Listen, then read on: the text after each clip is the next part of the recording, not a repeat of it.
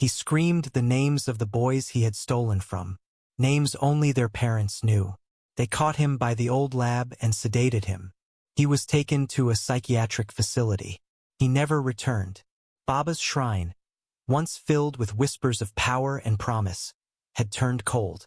The fire wouldn't stay lit. The ancestral drums no longer echoed.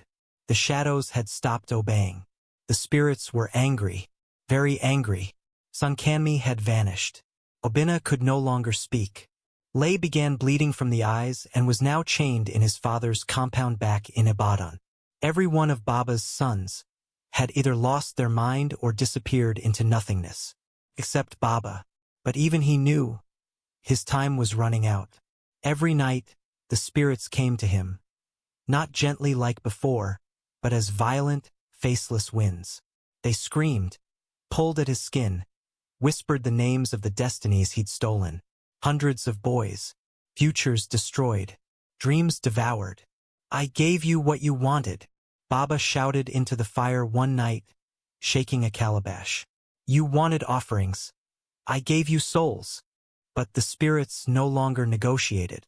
They wanted him, or someone to take his place. And that's when Baba remembered User, bright, obedient, greedy, the boy whose innocence had powered the wealth of so many. The boy who now wandered the halls of madness. The boy who had trusted him enough to bring his own boxers into the ritual. Baba chuckled bitterly. Now your turn, my boy. He reached for a bottle of dark oil and poured it on the last of User's underwear, now stiff and soaked in ashes. He chanted the reversal rites, binding the madness to User and freeing himself.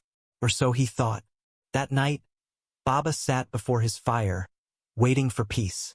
He poured palm wine, closed his eyes, listened for silence. But the silence didn't come. Instead, the air became thick.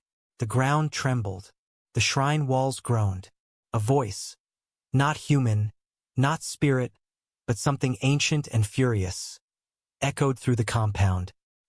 He who eats destiny must swallow his own. The earth opened beneath Baba's feet.